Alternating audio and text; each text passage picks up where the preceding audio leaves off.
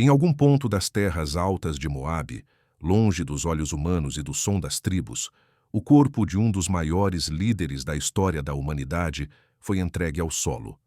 Nenhum memorial foi erguido, nenhuma pedra marcou o lugar, nenhuma multidão compareceu ao sepultamento. Isso por si só já levanta uma pergunta que poucos ousam encarar. Como pode alguém tão grandioso, que falava face a face com Deus, desaparecer em silêncio absoluto? A resposta é tão profunda quanto desconcertante. Porque Deus não deixou Moisés esquecido, ele o escondeu. E ao esconder o corpo do profeta, revelou algo ainda maior. A missão que ele carregava não estava enterrada com ele. Ela apenas mudava de forma. A transição que se inicia naquele momento é uma das mais dramáticas e menos exploradas da história bíblica. O que vem depois do adeus de um gigante? O que acontece quando a referência desaparece e o povo precisa seguir sem ele? O cenário que se desenha é de tensão invisível. Um ciclo de 40 anos se encerra, milhares de vidas foram consumidas no deserto. Milhões de passos circularam no vazio sem nunca alcançar o destino. A terra prometida, sempre à vista e nunca ao alcance, agora se aproxima.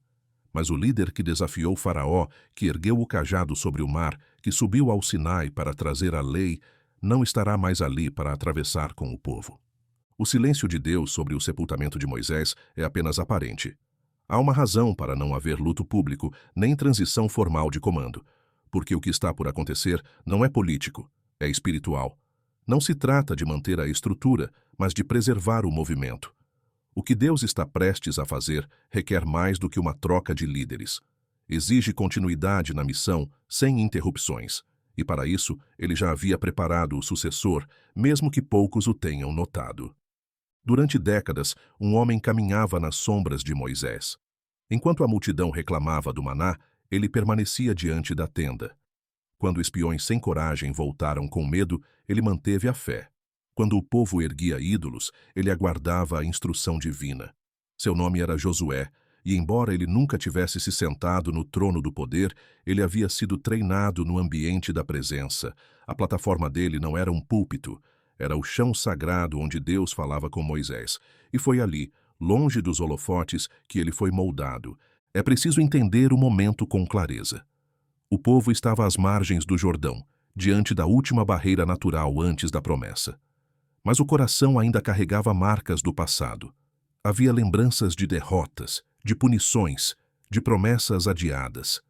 Como caminhar para frente quando os olhos ainda olham para trás? Como confiar no novo quando o antigo desapareceu sem deixar vestígios?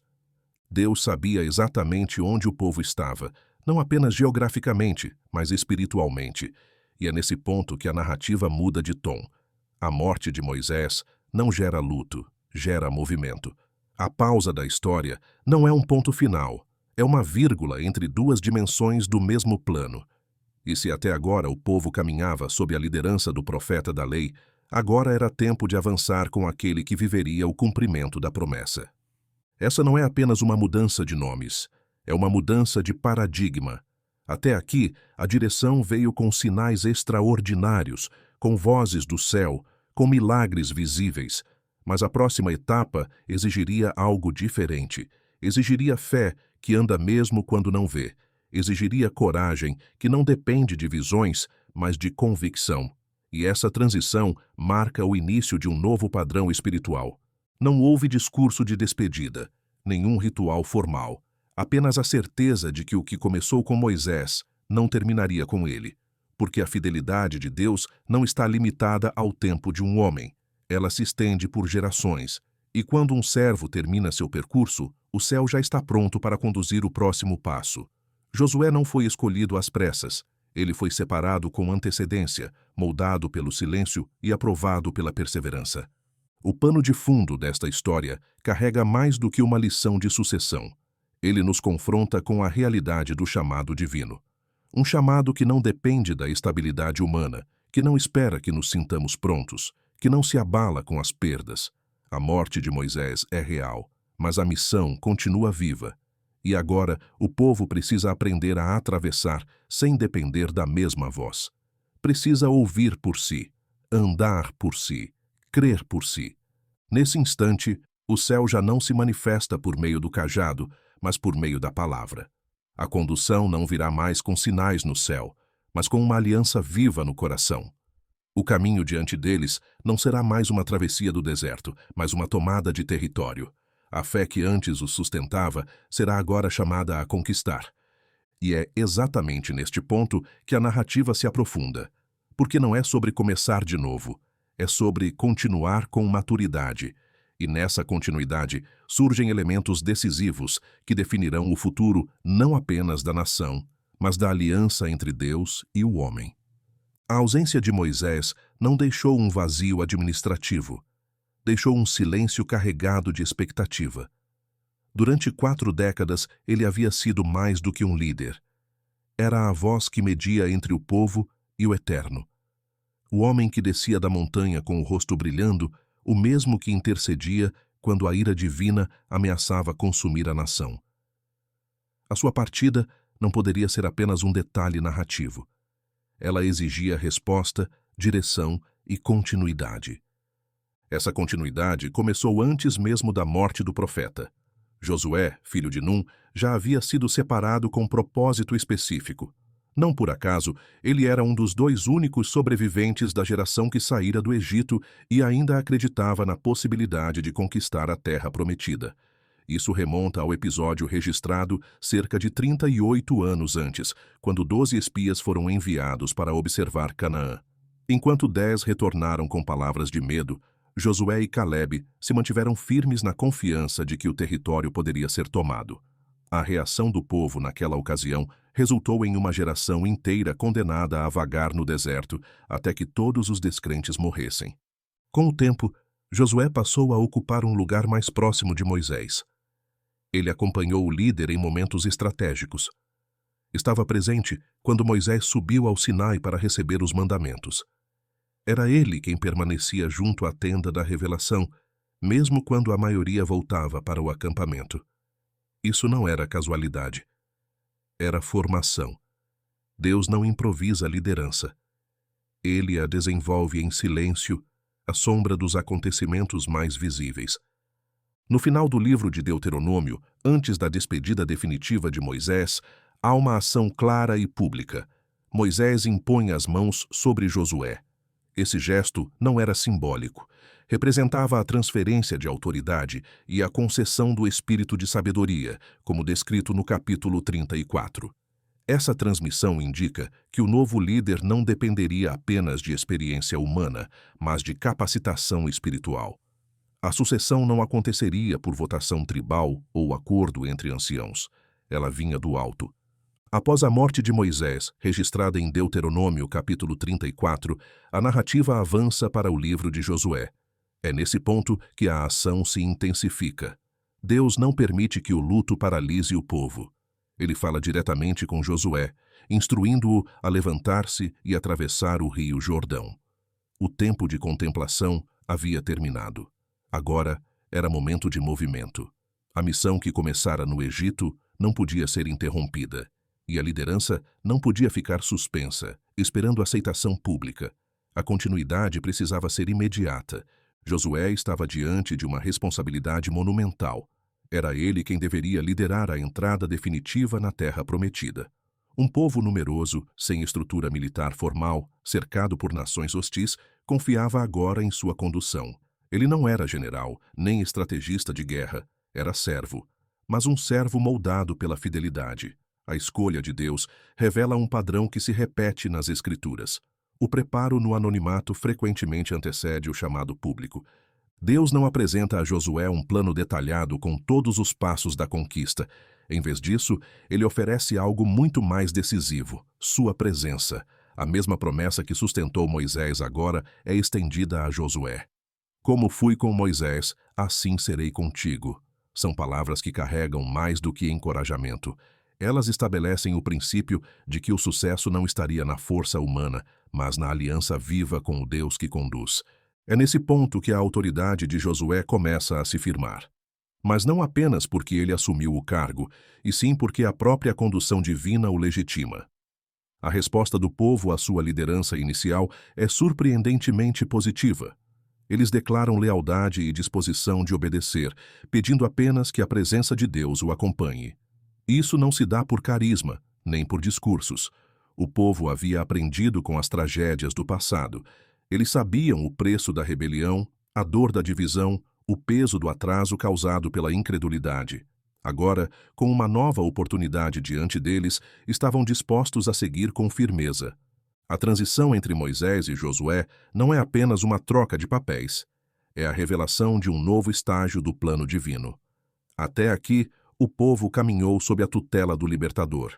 Agora, precisa avançar com a mentalidade de conquistadores. A travessia do deserto ensinou dependência. A entrada em Canaã exigiria coragem. Moisés havia preparado o caminho. Josué deveria completá-lo. Nada do que aconteceu até então indicava que seria simples, mas a clareza da convocação era inegociável. A direção vinda do céu não deixava dúvidas. Era tempo de levantar o acampamento e atravessar. E Josué, agora à frente do povo, carregava não apenas uma missão, mas um testemunho vivo de que Deus não abandona seu povo com a partida de um líder. Ele continua operando com poder por meio daqueles que permanecem fiéis. A travessia do Jordão não foi um simples deslocamento geográfico. Foi um divisor de águas literal e espiritual. Era o momento em que a autoridade de Josué precisava mais do que reconhecimento verbal. Era necessário que algo incontestável ocorresse diante do povo, algo que selasse, sem margem para dúvidas, que Deus continuava conduzindo a jornada. E foi exatamente isso que aconteceu. Ao longo de 40 anos, os israelitas haviam aprendido a depender de manifestações visíveis para compreender a vontade de Deus. Eles viram pragas que derrubaram o poder egípcio, testemunharam o mar se abrir diante deles, receberam alimento diário do céu e água que brotava de rochas. Esses sinais não eram apenas milagres isolados, eram demonstrações concretas de que o céu não os havia abandonado.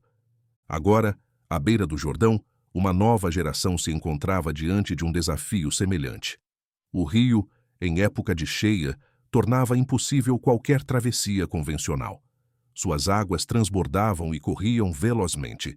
Era um obstáculo natural que servia de barreira entre o deserto e a promessa.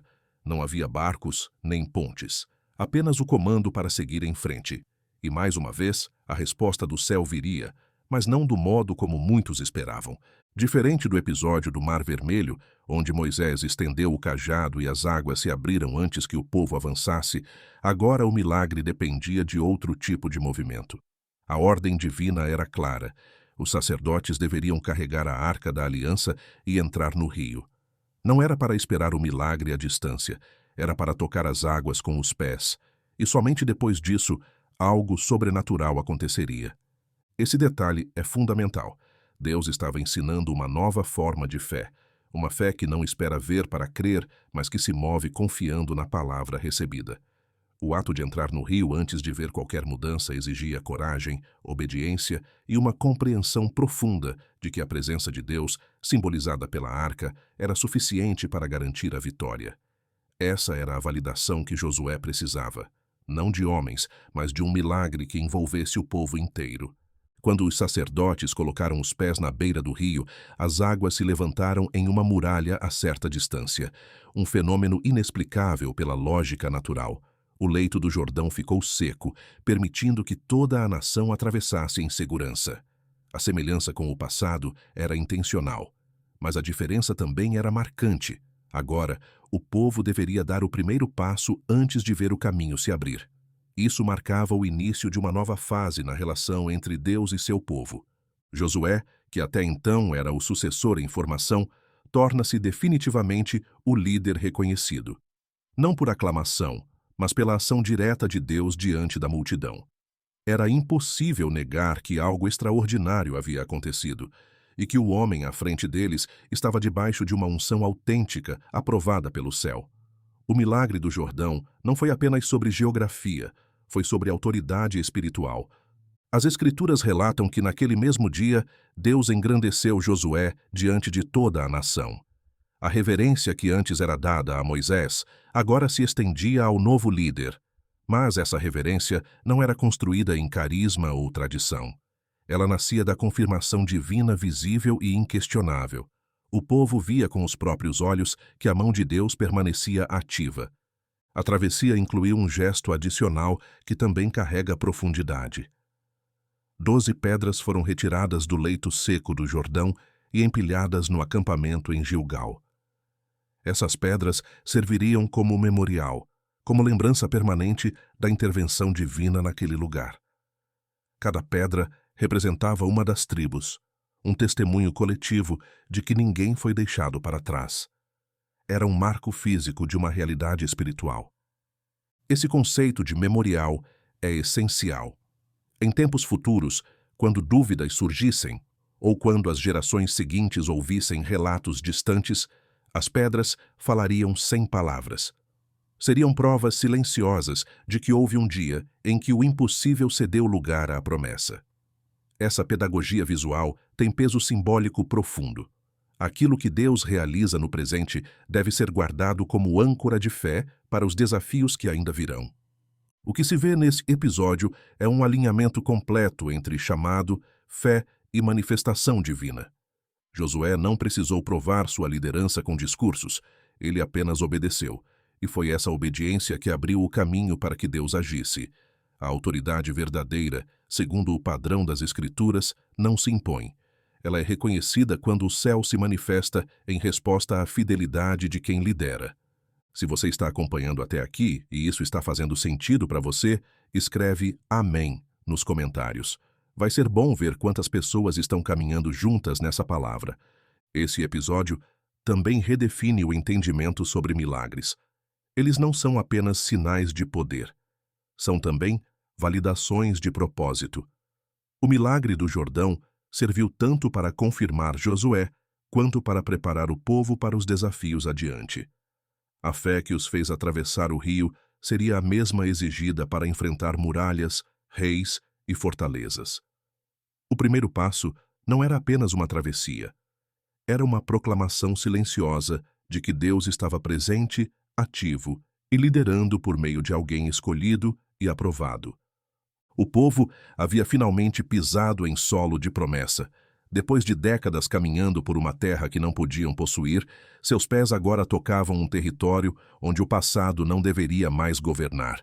A travessia do Jordão selou a entrada, mas havia mais do que conquista em jogo. Havia um chamado à maturidade, e esse chamado viria, de forma inesperada, por meio da ausência. Desde que saíram do Egito, o maná fazia parte da rotina. Era um pão fino, branco como a geada, que surgia com a manhã e desaparecia com o sol. Nenhuma colheita, nenhum preparo elaborado. Bastava recolher o suficiente para o dia e confiar que no dia seguinte haveria mais. Era a provisão divina que sustentava um povo nômade, incapaz de cultivar, sem acesso a recursos estáveis. Durante 40 anos, esse milagre silencioso manteve milhões de pessoas vivas em pleno deserto. Mas agora, com a chegada à planície de Jericó, algo mudou. Pela primeira vez, eles comeram dos frutos da terra. Grãos, cereais, pães feitos com colheitas que eles mesmos não semearam, mas que encontraram prontos à sua espera. Na manhã seguinte, o milagre cessou. Não houve anúncio, nenhuma explicação direta. O maná simplesmente não apareceu. O silêncio de Deus nesse momento é revelador. Ele não explica a razão do fim da provisão diária, mas o contexto fala por si. O povo havia mudado de lugar, de tempo e de condição. Já não estavam mais em um ambiente de sobrevivência. Agora estavam em território fértil, onde poderiam plantar, colher e construir. Era a hora de assumir responsabilidades que antes não eram exigidas.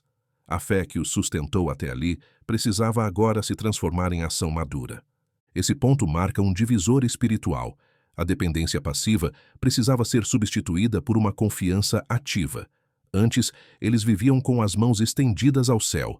Agora, teriam que usar essas mesmas mãos para trabalhar a terra, proteger suas famílias, administrar o que recebiam. O fim do maná não foi um castigo, foi um convite à maturidade. A fase da infância espiritual chegava ao fim. Muitos esperam que o milagre continue, mesmo quando o tempo exige outra postura. Mas há momentos em que Deus retira o sinal visível não porque deixou de cuidar, e sim porque deseja ver crescimento. A ausência do maná era a prova de que eles estavam prontos para um novo tipo de fé. Uma fé que cultiva, espera, semeia e colhe.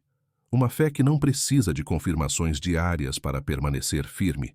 Esse novo estágio traz consigo um senso de responsabilidade coletiva. Já não era suficiente apenas seguir a nuvem ou obedecer aos comandos dados por Moisés. Agora, cada tribo, cada família, cada indivíduo teria que agir com discernimento. As instruções não viriam sempre de forma espetacular.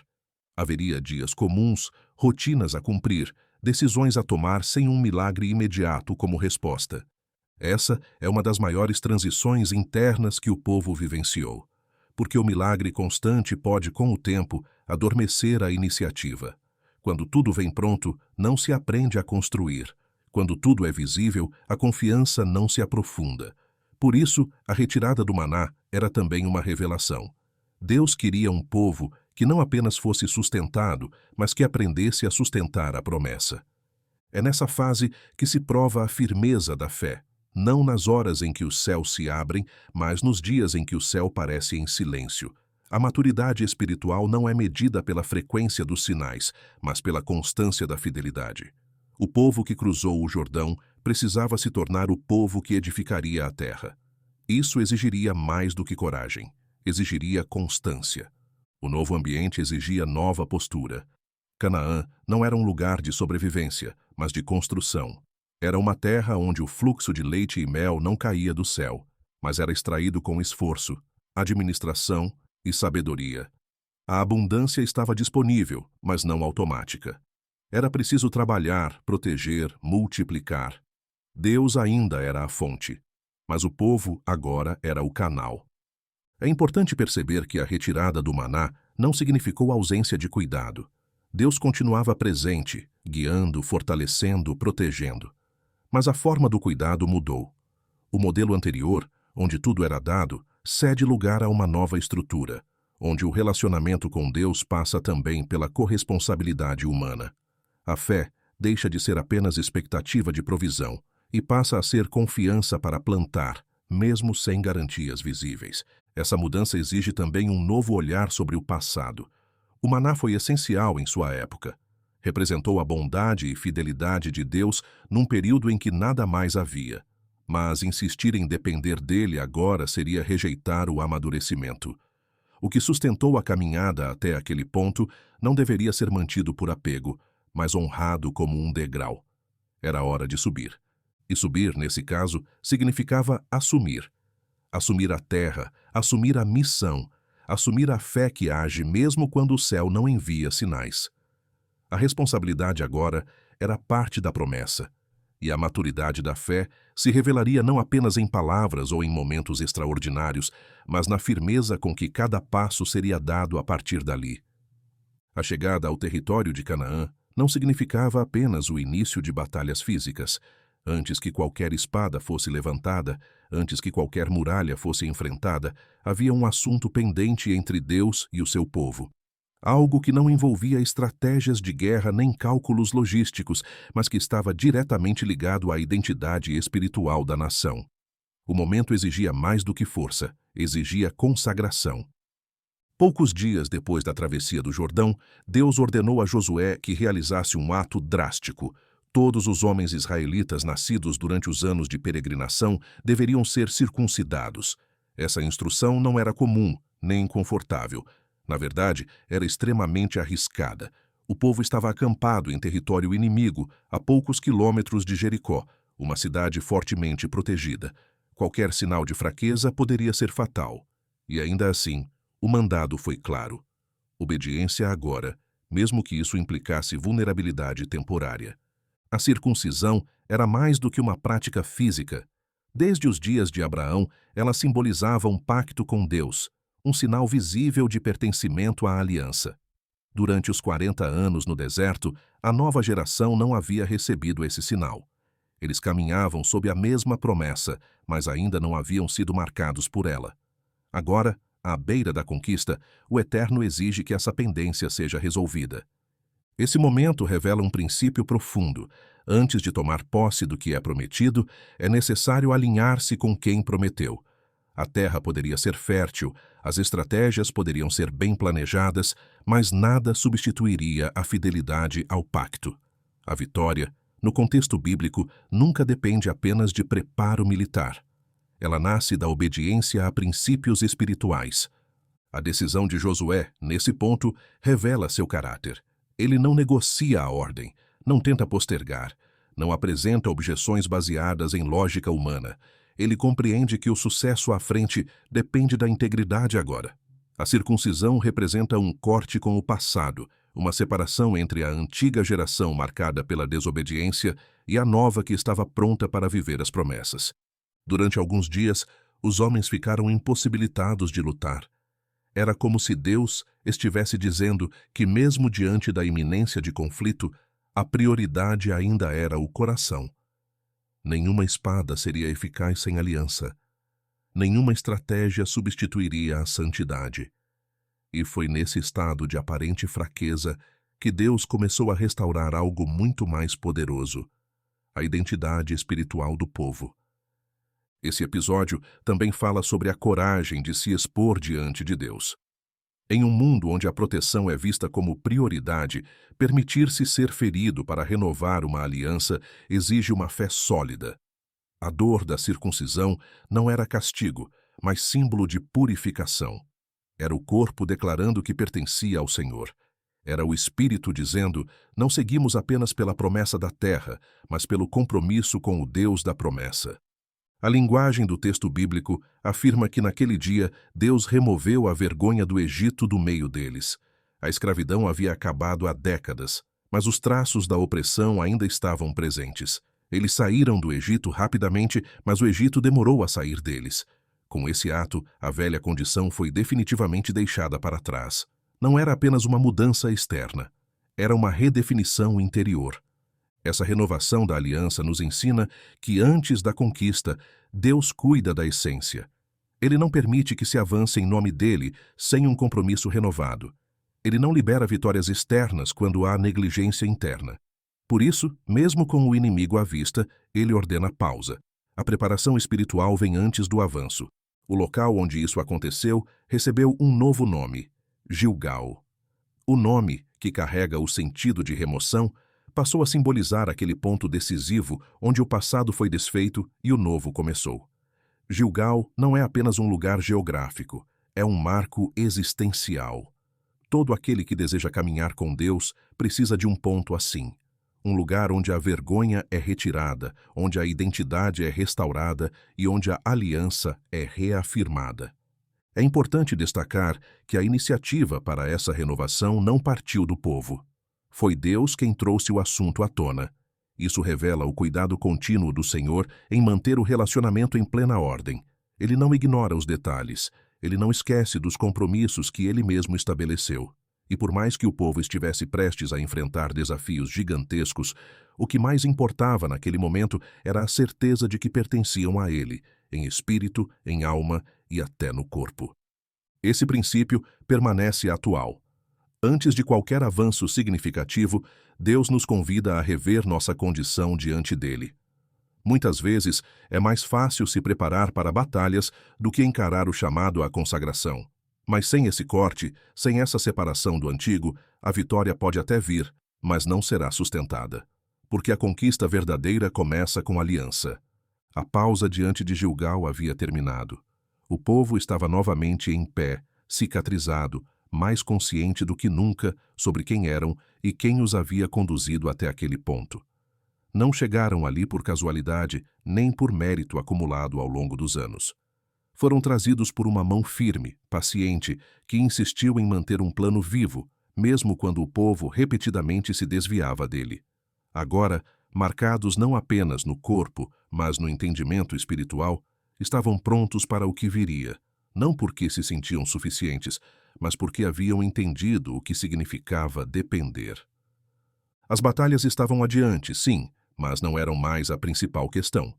Algo muito mais profundo havia sido resolvido. A relação entre o povo e Deus havia sido reafirmada. Não se tratava apenas de tomar posse de um território. O que estava em jogo era viver conforme a promessa, com consciência de propósito e firmeza de identidade. A aliança, agora renovada, colocava Israel em posição não apenas de entrada, mas de permanência. E essa é uma das marcas mais difíceis de alcançar.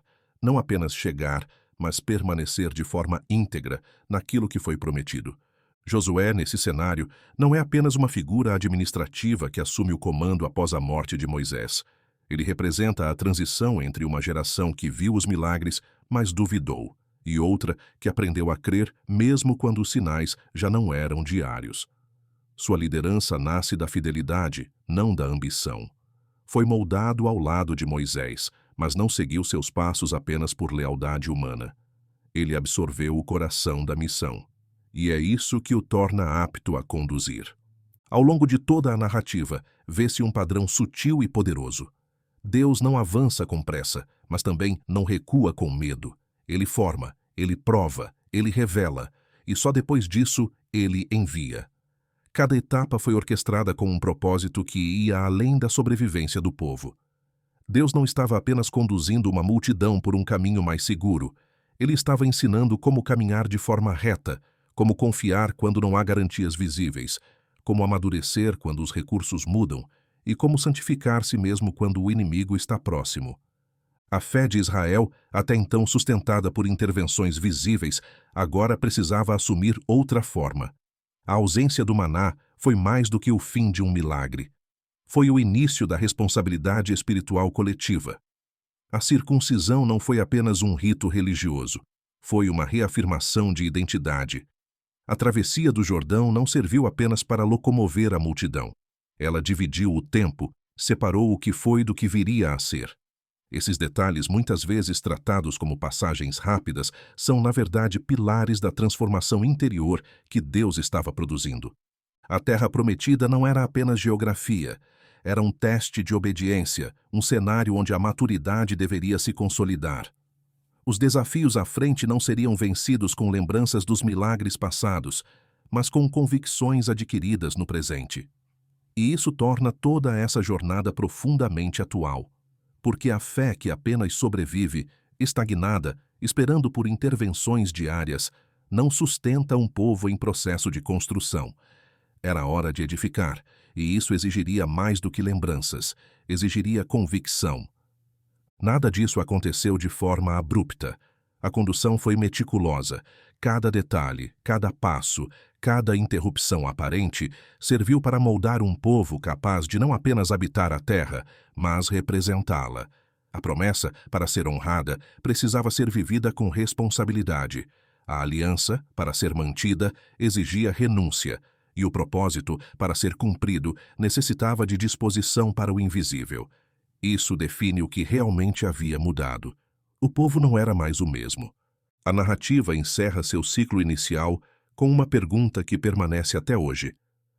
O que valida a caminhada espiritual de alguém? É a quantidade de sinais vistos? Ou é a firmeza com que se caminha mesmo quando não há visões? A história de Josué e do povo hebreu nos ensina que a obediência silenciosa, o respeito pela aliança e a disposição para enfrentar vulnerabilidades são os verdadeiros sinais de maturidade. E esse tipo de fé raramente chama a atenção de forma espetacular, mas sustenta destinos inteiros. A autoridade de Josué não nasceu do prestígio. Foi edificada em sua capacidade de responder corretamente às exigências espirituais. Ele não pediu garantias, não exigiu confirmações adicionais. Ele seguiu. E, ao fazê-lo, ensinou que liderança verdadeira se constrói não com controle, mas com alinhamento à vontade de Deus. Essa lição é rara, mas transformadora. E, quando compreendida, ela reposiciona nossa maneira de enxergar avanço, influência e propósito. A história chega ao fim desse ciclo com o povo prestes a enfrentar Jericó, a primeira grande cidade, a primeira grande prova da nova estação. Mas agora, algo fundamental já havia acontecido. O povo não apenas cruzou um rio, eles cruzaram um limiar interno, deixaram para trás a mentalidade do deserto e assumiram a vocação de uma geração estabelecida na promessa. O que permanece como maior lição não é a abertura das águas, nem a queda dos muros que viriam depois. É a transformação silenciosa que precedeu tudo isso. Foi a disposição de deixar que Deus os reposicionasse por dentro antes de manifestar vitórias por fora. Foi a capacidade de obedecer quando tudo parecia incerto. Foi a humildade de parar quando o instinto dizia para correr. Talvez seja exatamente isso que ainda nos desafie. Em tempos de urgência, aprendemos a valorizar o movimento visível. Mas é no tempo da entrega, da espera, da obediência sem reconhecimento, que a história realmente muda. É ali que os céus observam e decidem até onde podemos ir. Se há algo a se guardar dessa jornada, é o entendimento de que Deus não apressa processos, mas também não desperdiça corações dispostos. Ele não se limita àquilo que passou. Ele chama para algo maior, mais profundo, mais duradouro. E esse chamado ecoa até hoje. Afinal, a maior terra prometida que se pode herdar é viver em plena aliança com o propósito original do Criador, porque conquistar um território é valioso, mas ser moldado por ele ao longo do caminho é o que nos torna verdadeiramente preparados para habitá-lo. E isso nenhuma conquista externa pode substituir. Se você gostou do conteúdo e deseja apoiar nosso trabalho para que possamos continuar trazendo mais pesquisas e análises profundas, considere fazer uma doação de qualquer valor. Essa contribuição ajuda diretamente no crescimento do canal e na produção de materiais ainda mais ricos. Muito obrigado pelo seu apoio.